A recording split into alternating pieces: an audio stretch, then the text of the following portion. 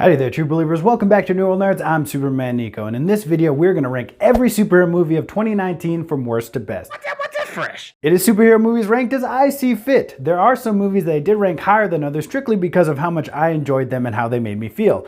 If you want to yell at me in the comments, I would be more than happy to tell you why I'm right and you're wrong, because I have a video on YouTube, Nana Nana Boo Boo, Stick Your Head in Doo Doo. Without further ado, let's get into this poo-doo, which is poop in suburban. The worst superhero movie this year was New Mutants because it never came out. Honestly though, the worst superhero movie this year did come from Fox, X-Men Dark Phoenix. This movie was bland. It played it safe when you know there was no tomorrow for you or this entire studio. I felt like this could have been awesome, but it was just meh.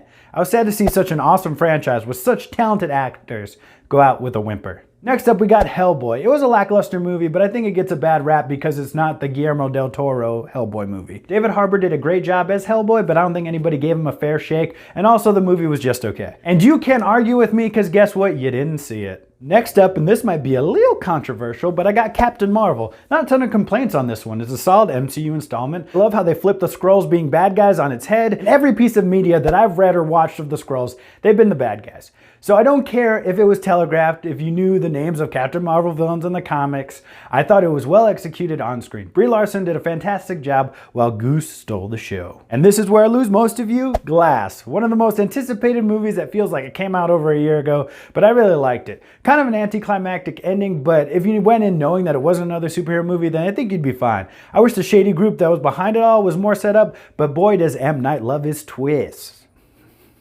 You like that? James McAvoy killed it once again as Kevin Wendell Crumb and all the other personalities, as well as Bruce Willis and Samuel L. Jackson.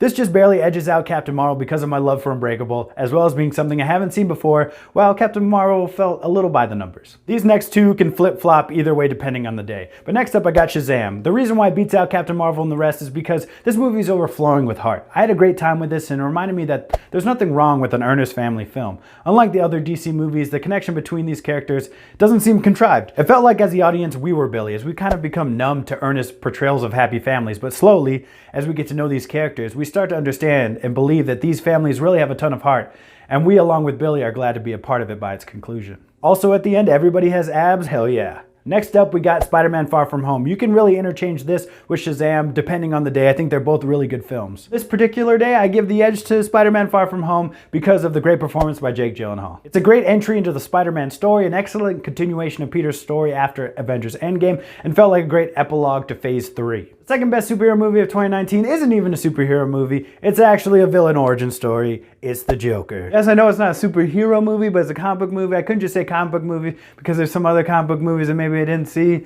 So you know what I mean. It's all encompassing, superhero, comics, all that good stuff. Movie here, Joker, number 2. Joker is an excellently made movie filled with great performances, with Joaquin Phoenix tearing the house down with his portrayal of the Joker. The only thing that held me back from putting this movie at number 1 is that it seemed a bit afraid of its comic book aspects. I understand that the story wasn't about being thrown into a vat of acid and fighting a man in a bat suit, but this was sold as an origin story, right? That means eventually, somewhere down the line, he would meet Bruce Wayne's Batman and get his butt kicked. This Joker would lose to Batman faster than you can say, haha, the joke's on you, Batsy. Also, he was someone who tripped and fell into a revolution. He wasn't the cunning mind behind it. He wasn't this hurricane that ran through Gotham. These people were just looking for someone to put a face on their already ongoing rebellion. Come to think of it, that is pretty Joker. I did like how Arthur Fleck was the epitome of Joker's philosophy of everyone's just one bad day away from being him, but instead of being one day, it was his whole freaking life. Lastly, the very best superhero movie of 2019 in my very subjective list, but mine is on the internet, therefore I am right, Nana Nana Boo Boo, stick your head in doo doo,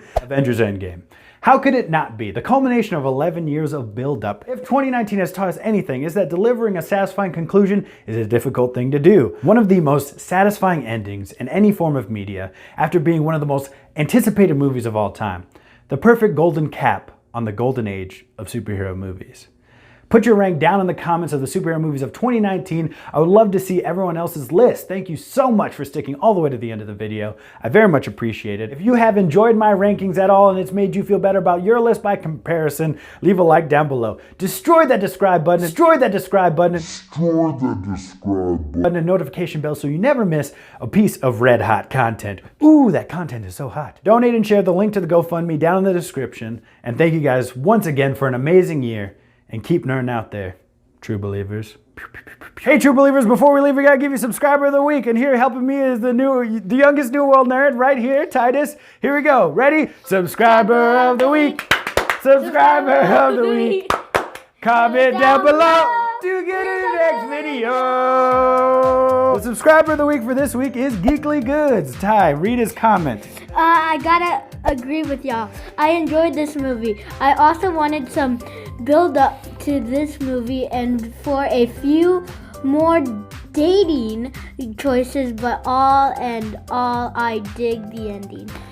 Dope video. Thank you so much, Geekly Goods. If you guys don't know about Geekly Goods, they're another YouTube channel. Very cool guy with Leo as their host. I like him. He's a good friend of the channel. Go ahead and subscribe to him. Thank you guys so much for a great 2019. Here's the 2020. Keep doing out there, true believers.